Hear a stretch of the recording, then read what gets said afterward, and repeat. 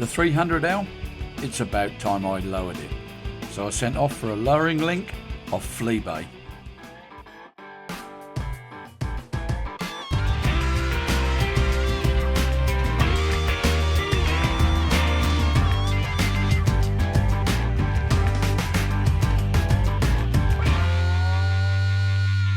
Yeah, I've had this bike about a year now since I put the Hagen shock on, which is absolutely brilliant. So you're probably thinking, why the hell do you need to lower it now? Well, I'm a bit of a short arse, that's for sure, and I've slowly wound the spring out, if you like, to make it a bit softer and a bit lower, and it's got to the point now where I wound it out so much it's not really working. So I need to wind the spring back up to where it should be and put a lowering link on. So when it's muddy and rutty, I can get my feet on the ground a little bit easier. A friend had recommended a really good link, but it wasn't going to get here in time for the Christmas holiday, which is when I want to do the job. So I got this one here, we'll give it a go. We've done the talk, let's do this walk. Now I was kind of hoping that the weather was going to be a little bit better so I could just do it out on the drive, because a bit more light is always going to be handy. So I'll have to do it in here now. Right, so I've got the bike jacked up, so the back wheel is more or less just touching the ground. And as I go underneath the bike, we've got to undo this bolt here and this one here. Now I'll put a 14mm on the other side, and you won't get a socket on here very easily, so just use a 17mm ring spanner. It'll be tight with a bit of tube, and the same with this one. So we'll see if we can get them undone. So I'll get the ring spanner on the front one, 17mm. I always put a piece of tube over the ring spanner for extra leverage. Yeah, it's tight.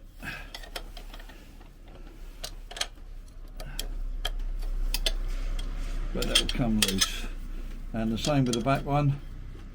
It's going to be tight, so I'll crack that off. Yeah, here we go.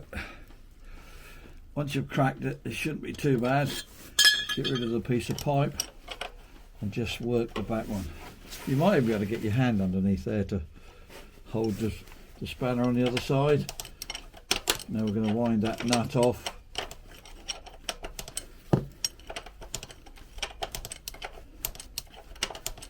But once you've got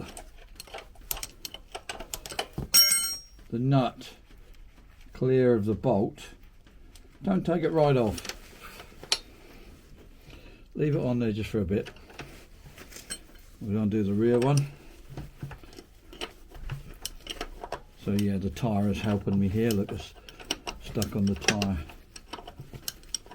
Now, depending on how long these have been on here and how many years the elements have seized them on, you want to leave your nut on just so you can start to tap that through.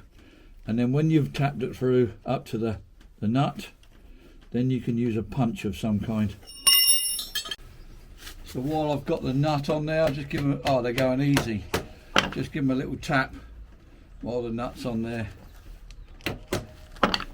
So you're less likely to damage the thread. Introduce the punch. Oh, that's easy.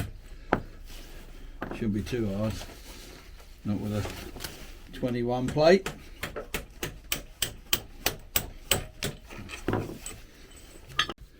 Going around the other side, it looks like I may have to take the spring off the brake master cylinder, or even take the whole cylinder off. One way or another, I need a bit of room to get that bolt out, I should imagine. Right, so that's rolled forward onto the front wheel now. The punch inside the nut, I just can't get straight onto that one. Best thing to do is just take this spring off so it'll come through that slot there. Spring off then.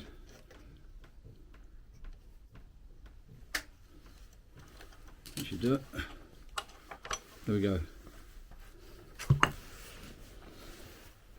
So before I get too carried away, I just want to make sure that everything's the right size. That's the rear one. Yeah. Oh, that fits okay. In fact, it's a little bit tighter than Honda's tolerance. Yeah, that looks right. Oh, the rear one needs this bush. Oh, I've already put some grease into there, and that's another good thing about this one. It's got a grease nipple. Yeah, that fits nice. Yeah, so that fits in there quite nicely. It might actually pay to pump that full of grease now, because my grease gun hasn't got a flexible head on it.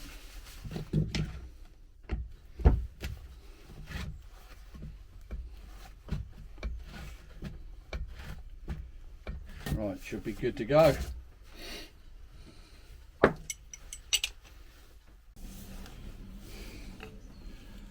Right, so we're going to put this forward one in first, because it's going to be a lot easier to wiggle that about at the back. I've greased the bolts and put a load of grease in there. There we go, that's easy enough. Now the rear one, I put some grease on the bolts again. I've just got to lift the rear wheel up a little bit to get that all to line up. There we go, easy peasy. And I've managed to get CRF the right way up, which is the sort of shit I'd do wrong. Bloody hell, Paul. There we go, that's that job done. What I've done, I've just hung the spanner on this 14mm, so when I start to tighten it should just press onto that frame to hold it while I'm tightening. Should do it. Could do that with a socket, but hey ho. Put my tube on to tighten that up.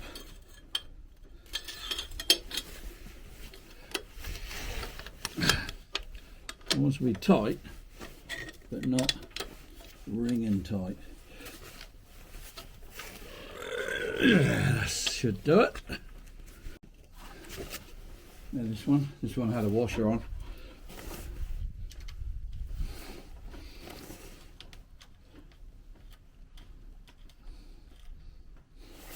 And change the spanner onto the front bolt.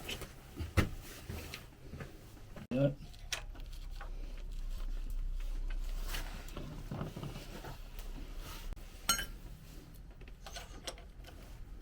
Yeah, it's a little bit out of the way, this one. Oh well.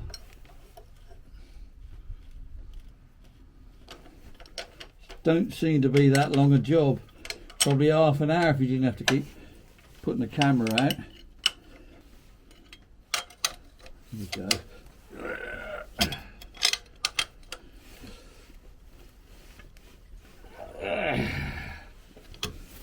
So it all looks good. Nothing's in the wrong place.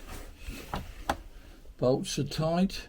Spring is back on the other side. So I hung a tape from the ceiling and measured it down to the seat in exactly the same place, 52 inches, and then it was 53.5, so about 1.5 inches. Only thing with these lowering links, you are messing with the geometry a little bit, and after bouncing it up and down a few times, it does feel a bit different. There's less sag and it feels a little bit stiffer.